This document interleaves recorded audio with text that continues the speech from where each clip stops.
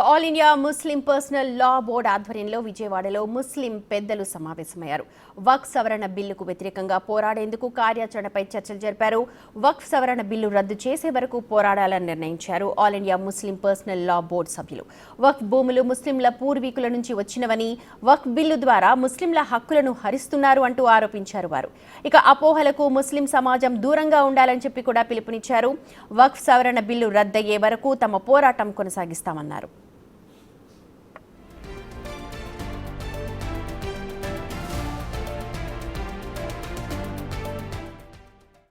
Action plan ఏదైతే దేశవ్యాప్తంగా తయారు చేసిందో ఆ యాక్షన్ ప్లాన్ ప్రకారంగా మరి రాష్ట్రంలో ఉన్నటువంటి ముస్లింలు, ప్రజాస్వామ్యవాదులు, లౌకికవాదులు కులమతాలకు అతీతంగా రాజ్యాంగ విరుద్ధమైనటువంటి బిల్లును ఎదుర్కోవడానికి, దీన్ని రద్దు చేసే వరకు కూడా పోరాడడానికి సిద్ధపడడం జరిగింది. ముఖ్యంగా మీ అందరికీ తెలుసు, అత్యున్నత న్యాయస్థానంపై అందరూ నమ్మకం ఉంచుతారు.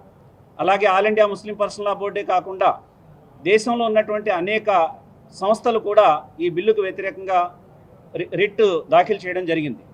కనుక అత్యున్నత న్యాయస్థానం ఒకవైపు న్యాయాన్ని అందిస్తుందనేటువంటి ఆశాభావంతో దేశంలో ఉన్నటువంటి ఇలాంటి చట్టాలు ఇంతకుముందు కూడా వచ్చున్నాయి.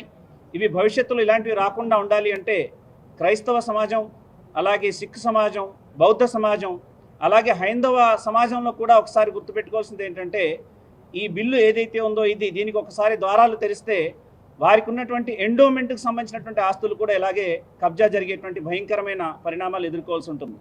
కాబట్టి రాజ్యాంగం కల్పించినటువంటి మత స్వేచ్ఛ, అలాగే ఆయా మతాలకు సంబంధించినటువంటి దైవధర్మం కోసం దైవ మార్గంలో ఇచ్చినటువంటి దానాలు ఏవైతే ఉన్నాయో వాటిని ఆయా మతాల వాళ్ళే నిర్వహించుకునేటువంటి ఏ స్వేచ్ఛ అయితే ఉందో దాన్ని కాలరాయడం అనేటువంటిది ప్రజాస్వామ్య దేశంలో ఒక నల్లటి యుగంగా, నల్లటి కోణంగా మేము భావిస్తున్నాము.